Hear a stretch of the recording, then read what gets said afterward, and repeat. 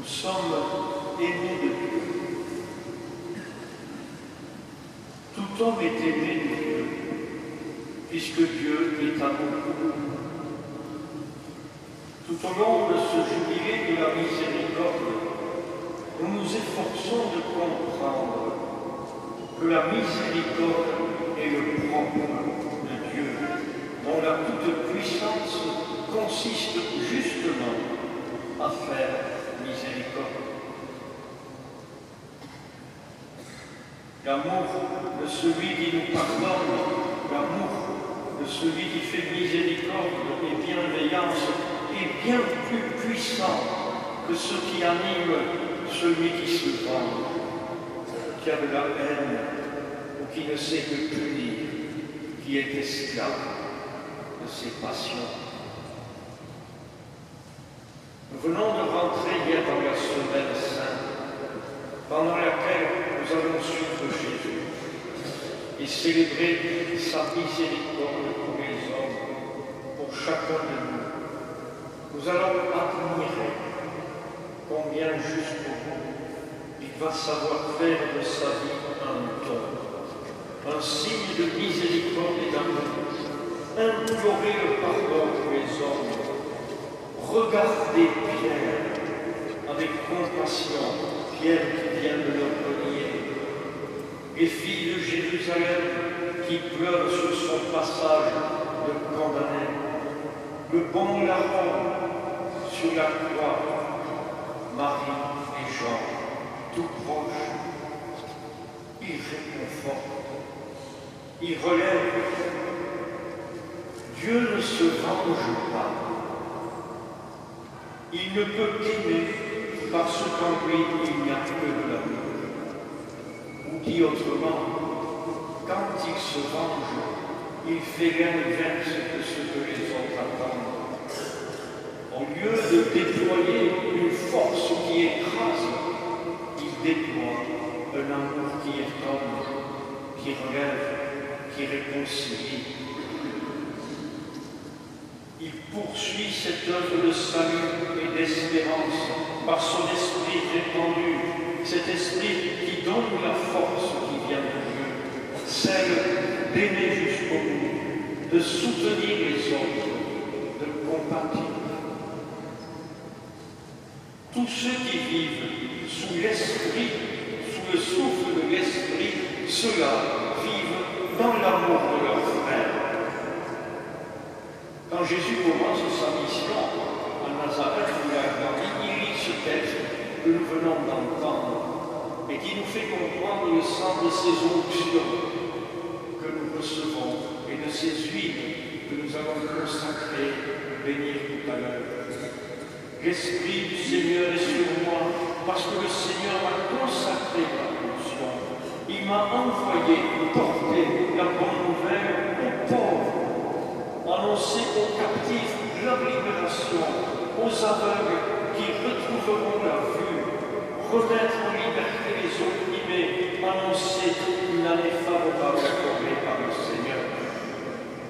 Ceux qui reçoivent l'onction sont choisis pour collaborer à l'œuvre de l'Esprit de Dieu.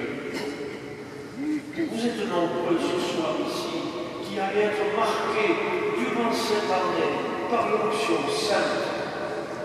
Vous, catéchumènes adultes, qui serez baptisés dans la nuit de Pâques, confinés à Pentecôte, vous les jeunes qui préparez votre confirmation, vous serez marqués par l'onction pour faire l'œuvre de Dieu dans votre vie. Et nous tous, tout à l'heure, nous renouvellerons les engagements de notre baptême où nous avons été marqués de l'onction de l'Esprit. Notre baptême nous attache au Christ, nous lie à lui de manière si particulière. Le Seigneur, dans sa miséricorde, s'est révélé à nous. Il nous a choisis pour que nous soyons les témoins de la miséricorde de Dieu. Il nous a marqués. Dans un instant, chers amis, les prêtres et les diacres renouvelleront aussi leur promesse de leur ordination Les prêtres ont reçu l'onction du Saint-Crème pour être les serviteurs de la grâce de Dieu dans la célébration des sacrements, pour être ceux qui président l'Eucharistie où l'on communie à cette présence d'amour de Dieu en nous et pour tous. Il célèbre encore pour nous ce merveilleux sacrement du pardon qui nous rend la paix. Chers frères et prêtres, je voudrais vous redire ma joie de vous avoir pour collaborateur dans le ministère qui est le mien. Ensemble, nous sommes appelés à être les serviteurs de ceux et celles qui nous sont confiés. Notre mission est exigeante, elle est magnifique. Le berger doit donner sa vie pour ses brebis. Il ne peut accepter d'en perdre, il ne peut les utiliser pour sa satisfaction propre. Il est habité par l'amour que le maître des brebis porte à chacun et à chacune. Nous le savons, plus nous nous donnons, plus nous sommes heureux, et plus nous nous replions sur nous-mêmes, plus nous pouvons nous aigrir, nous affamer. Pour témoigner dans notre ministère de la miséricorde de Dieu pour tout homme, nous devons être pleins de douceur, de bienveillance, de tendresse pour chacun. Nous devons conduire les communautés dans cette mission qui est la leur, de louer Dieu et d'aimer nos frères les hommes en commençant par les petits, les étrangers, les malades, ceux qui traversent des difficultés, ceux qui ne sont pas comme nous. Vous savez, chers frères prêtres, on ne nous pardonne pas nos limites, et pourtant nous en avons. On attend beaucoup de nous, mais on nous pardonne beaucoup si nous sommes pleins de bonté. Notre chemin de sainteté est dans ce service tout donné pour tous et pour chacun. Quelle joie d'être prêtre.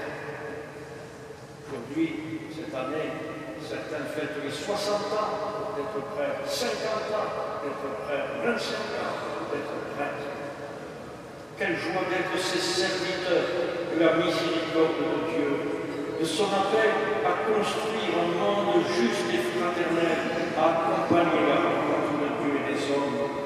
Combien nous souhaitons que les jeunes entendent cet appel et y répondent avec confiance et humilité. Jésus disait à Nazareth, aujourd'hui s'accomplit ce passage de l'Écriture que vous venez d'entendre.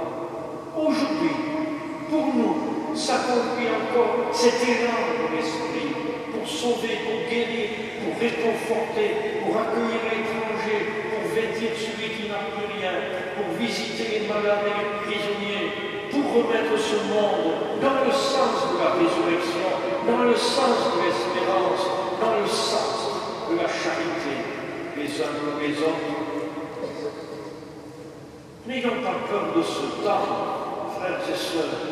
Nous sommes aimés de Dieu, du Dieu qui est plus fort que le péché et que la mort, puisqu'il est amour, et que rien ne peut être plus fort que l'amour à la manière de Dieu, qui donne et redonne, qui se donne et se redonne, et qui frappe à la porte de tous les cœurs pour les guérir et les sauver. Qu'il soit béni. Amen.